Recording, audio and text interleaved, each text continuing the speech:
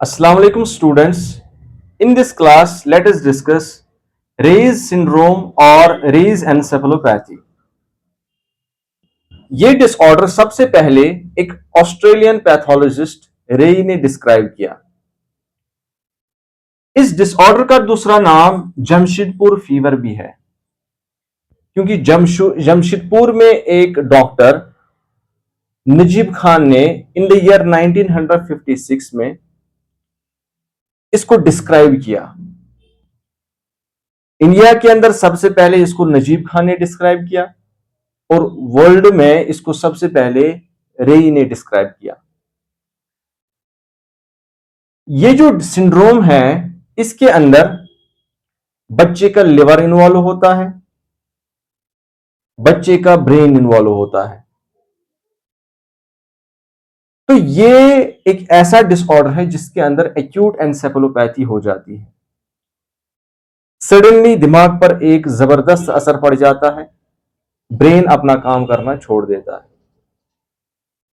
साथ में इसके अंदर लिवर फेलियर भी हो जाता है कि जो बच्चे का लिवर होता है उसके अंदर फैट जमा होने लगता है, which you call fat infiltration, और उस वजह से फिर लिवर बहुत सारे काम करना छोड़ देता है।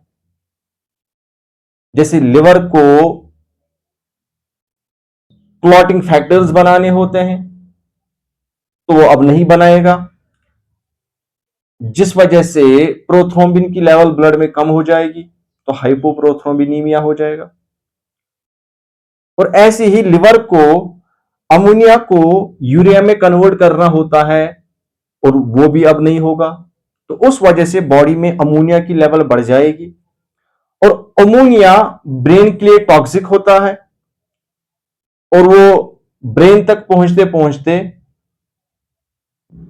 उसको क्रॉस भी करेगा और फिर वहां पर ब्रेन के ऊपर एक टॉक्सिक असर भी दिखाएगा। तो यही होगा इस डिसऑर्डर के अंदर।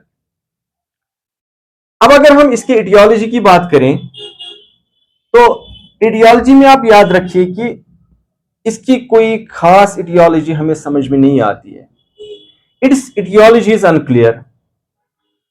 लेकिन दूसरा यह है कि अगर हम वायरल इलनेसेस के अंदर, जैसे इन्फ्लुएंजा हुआ बच्चे को या वेरिसिला चिकन पॉक्स हो गया, उसके अंदर हम फीवर को कम करने के लिए एस्पिरिन यूज करेंगे या सैलिसाइलेट्स यूज करेंगे, तो हमने देखा है कि तब ये रे सिंड्रोम हो जाता है।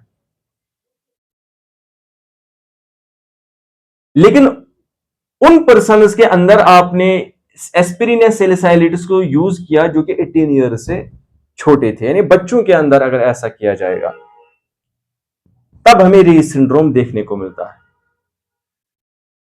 ठीक है, तो उसका मतलब यह हुआ कि अगर बच्चे को कोई वायरल इंफेक्शन हो गया, जैसे मैंने आपको बताया कि इन्फ्लुएंजा हो गया, चिकन पॉक्स हो गया, अब उसके अंदर आप फीवर को कम करने के लिए ये दवाइयां यूज करेंगे तो ये रे सिंड्रोम हो जाता है। अब अगर हम रे सिंड्रोम के साइन एंड सिम्टम्स की बात करें तो याद रखना चाहिए कि पेशेंट को वायरल इलनेस हुई, अब उसके बाद 4 से 7 दिनों के बाद होने लगेगा रे सिंड्रोम, जबकि वायरल इलनेस रिकवर हो रहा हो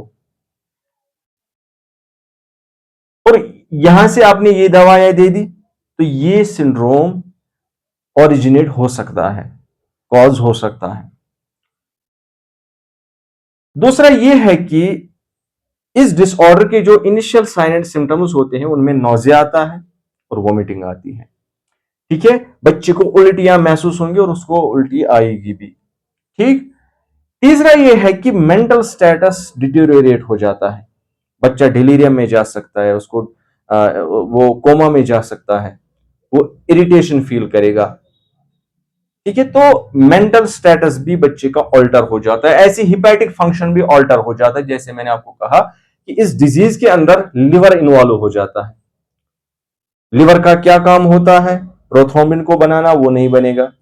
अमोनिया को यूरिया में कन्वर्ट करना थ्रू द यूरिया साइकिल, वो अब नहीं होगा। ठीक। क्लॉटिंग फैक्टर्स अगर नहीं बनेंगे तो ब्लीडिंग का बड़ा खतरा रहेगा। ब्लीडिंग का खतरा रहेगा तो आपने ब्लीडिंग पर कड़ी नजर रखनी है। अगर ब्लीडिंग होने लगी या खतरा हो गया तब आपको बाहर से उसको प्रोथ्रोम्बिन दे देने हैं या फ्रेश फ्रोजन प्लाज्मा सप्लाई करना है, एडमिनिस्टर करना है, इसलिए कि उसके अंदर ब्लीडिंग ना हो। तो हिपैटिक फंक्शन का यहां पर बड़ा प्रभाव पड़ता है। और ऐसी ही जब लिवर के अंदर इन्फिल्ट्रेशन हो जाएगी फैट की तो उसके सेल्स डैमेज होने लगेंगे, लिवर की सेल्स, और फिर लिवर जो है साइज में बढ़ने भी लगेगा, जिसे हम हिपैटोमेगाली कहते हैं। अब आइए इस रेज सिंड्रोम के मैनेजमेंट के ऊपर। तो सबसे इंपॉर्टेंट बात यह है कि बच्चे को अपने रेस्ट पर रखना है, क्वाइट एनवायरनमेंट में रखना है, क्योंकि उसका मेंटल स्टेटस ऑल्टर्ड है। तो अगर आप जरा सा भी स्टूमुलेंट वाला एनवायरनमेंट रखेंगे उसके अंदर बच्चा परेशान होगा। और ऐसे ही आपको पता है कि बच्चे के सर में एडिमा हो रखा है। मैंने आपको कहा कि ब्रेन डैमेज हुआ है, या मैंने कहा कि ब्रेन डिस्फंक्शन हुआ है। तो ब्रेन डिस्फंक्शन के अंदर सेरेब्रल एडिमा भी हो जाता है, ब्रेन के अंदर फ्लूइड जमा होने लगता है, उसकी वजह से इंट्राक्रेनियल प्रेशर बढ़ जाता है। अब हम चाहेंगे कि दिमाग में फ्लूइड कम हो तो हम पर्सन को ऑस्मोटिक डायूरेटिक देंगे, जो मैंने यहां पर लिखा है, यहां पर ये लिखा है मैंने मैनिटॉल 20%। ये एक डायूरेटिक है, इससे बच्चे को ज्यादा ज्यादा यूरिन आएगा, ज्यादा ज्यादा यूरिन आएगा, बॉडी में पानी की कमी होगी, बॉडी में पानी की कमी होगी तो दिमाग में भी पानी कम हो जाएगा, उससे इंट्राक्रेनियल प्रेशर कम हो जाएगा। इंट्राक्रेनियल प्रेशर कम हो जाएगा, हमारी प्रॉब्लम ठीक हो जाएगी। ठीक है। और इंट्राक्रेनियल प्रेशर अचानक से ना बढ़े तो बच्चे का सर आप 30 डिग्री ऊपर एलिवेट करके रखेंगे। ठीक है, उसको फ्लैट पोजीशन में आप नहीं रखेंगे, फ्लैट पोजीशन में रखेंगे तो उसके सर का प्रेशर बढ़ जाएगा। ऐसे ही अगर उसको फीवर हो रखा है तो फीवर को कम करने के लिए आपने पैरास्टामोल देना है, एसिटामिनोफेन वाली दवाई दे देनी है, एस्पिरिन यूज नहीं करना है, सैलिसाइलेट्स यूज नहीं करने हैं, उनकी वजह से कॉम्प्लिकेशंस हो जाती हैं। ठीक है, अगर बच्चा 18 ईयर से छोटा है, ठीक है, और एस्पिरिन आपने बिल्कुल भी यूज नहीं करना है। तो एक छोटा सा टॉपिक था, आई होप आप लोगों ने ये समझा होगा। ठीक, तो आज के लिए फिलहाल इतना ही, मिलेंगे आइंदा वीडियो में, तब तक के लिए अल्लाह हाफिज।